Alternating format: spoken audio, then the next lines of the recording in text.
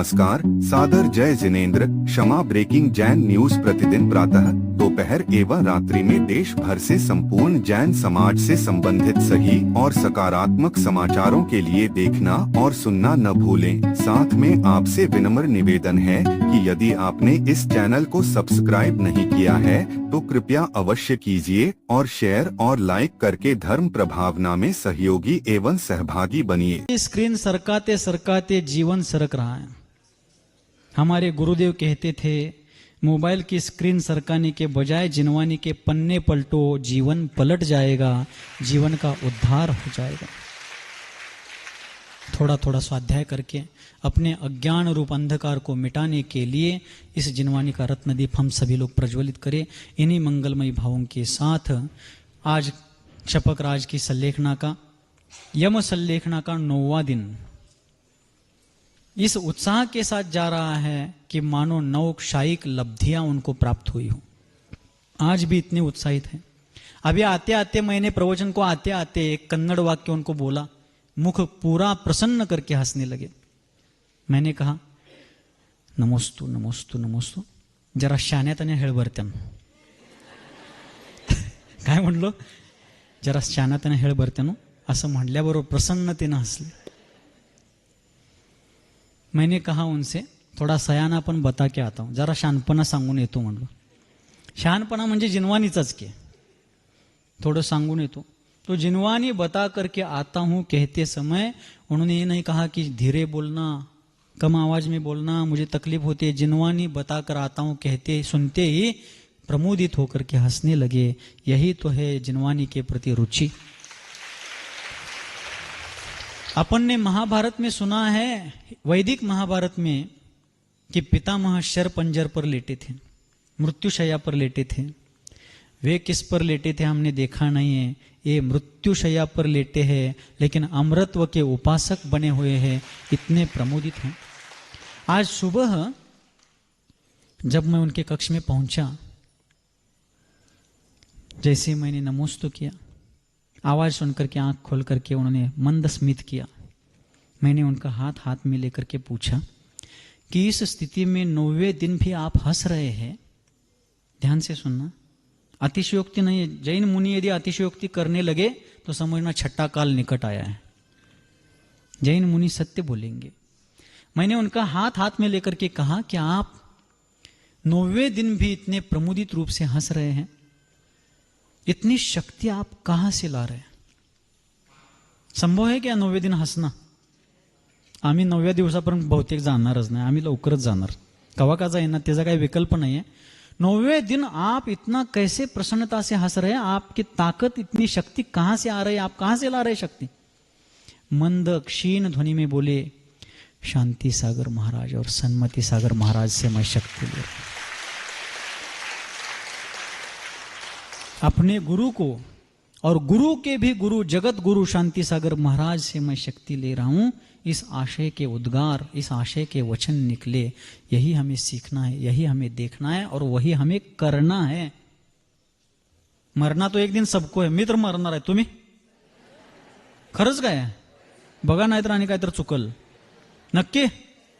तो मरना इस प्रकार मरना कि हमारा मरना संसार से तरना बन जाए, औरों को शरणा बन जाए, औरों को प्रेरणा बन जाए। इस प्रकार का हमारे जीवन का समारोह हो। इन्हीं मंगल भावों के साथ आज भी थोड़ा विलंब से महाराज जी को माइक दे रहा हूं, इसलिए उनका क्षमा प्रार्थी हूं।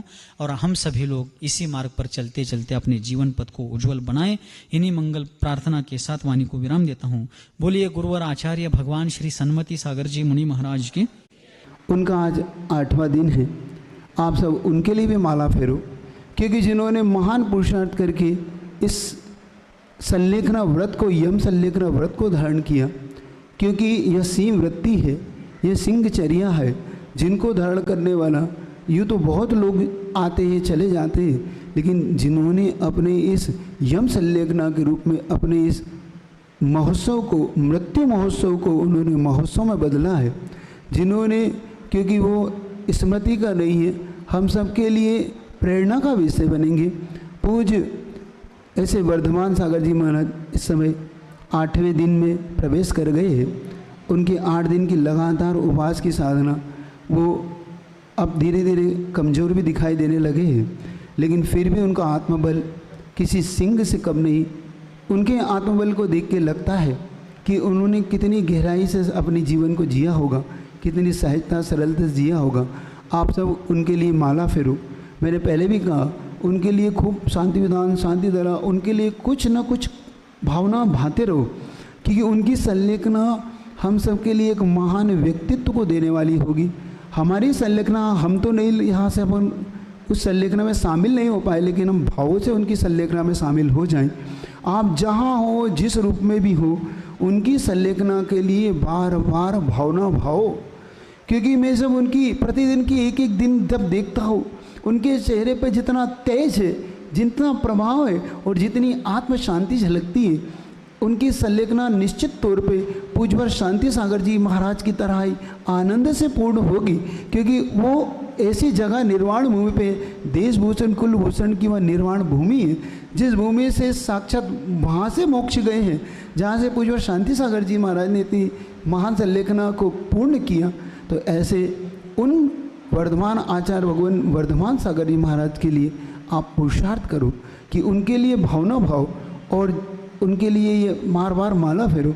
ये भगवान उनके अंतिम समय बड़े शांतिपूर्वक पूर्ण हो, क्योंकि धीरे धीरे काया क्रश हो रही है। कसाई तो पहले ही वो क्रश कर चुके थे, काया अब क्रश हो रही है। उनका गला सूख भी रहा होगा, उनको अब सुनने में भी बड़ी कठिनाई हो रही होगी, और विस्मृति का भी हो सकता है, दौर आ सकता है, क्योंकि धीरे धीरे विस्मृति भी होती है। तो ऐसे समय में अपन सबको एक ही प्रार्थना करना है कि बस उनकी यह जो भावना जो लेकर वो आगे बढ़ रहे हैं, जिस लक्ष्य को लेके हर साधक चलता है, उनका लक्ष्य पूरा हो। यही मैं भी प्रार्थना करता हूँ यहाँ से कि कुंतलगिरी में विराजमान वह कुलभूषण देश भूषण जहाँ से मोक्ष पधारे, वो उनकी साधना में हर व्यक्ति, चाहे वो देव हो, चाहे मनुष्य हो, चाहे कोई भी हो, उनकी साधना में साधक बने यहाँ से, और वो हमें वहाँ से अपना आशीष प्रदान करे कि उनकी तरह हम भी अपनी संलेखना को आगे जीवन में कर पाएँ।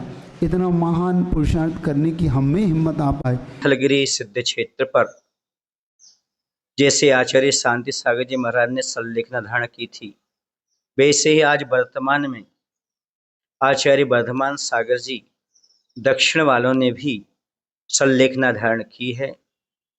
आगम अनुसार विधिवत आचार्य पद का त्याग करते हुए वह अपने जीवन के उपसंहार में हैं, आत्म तत्व में लीन हैं। लगभग 7-8 दिन हो गए उन्होंने यम संलेखना धारण की है। धन्य उनका यह साहस, धन्य यह साधना जो पंचम काल में भी निर्विकल्प रूप से उनकी चल रही है। यम संलेखना धारण करने के बाद आचार्य कहते हैं जीव अधिक से अधिक 7 या 8 भाव धारण करता है और मुक्त हो जाता है, कम से कम 2 भाव में मुक्त हो जाता है।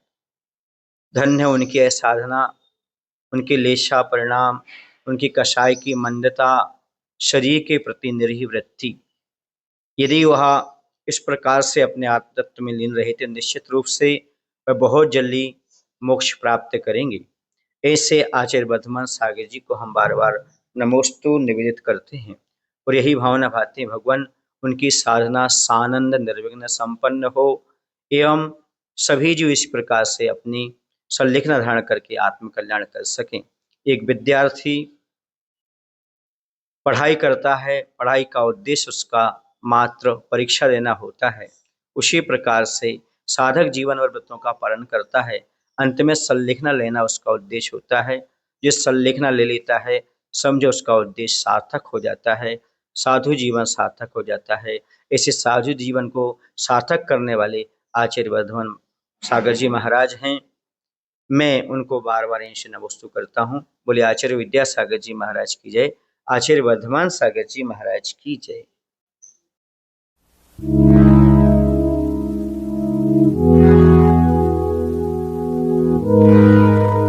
क्षमा breaking Jain news YouTube channel पर विज्ञापन देकर धर्म प्रभावना में बने सहभागी। विज्ञापन देने हेतु संपर्क कीजिए मोबाइल नंबर 90269000 9740 एवं समाचार एवं वीडियो भेजने हेतु व्हाट्सएप नंबर 9335236222। क्षमा breaking Jain news YouTube channel देखने के लिए आपको बहुत बहुत धन्यवाद। सादर प्रणाम, सादर जय जिनेंद्र।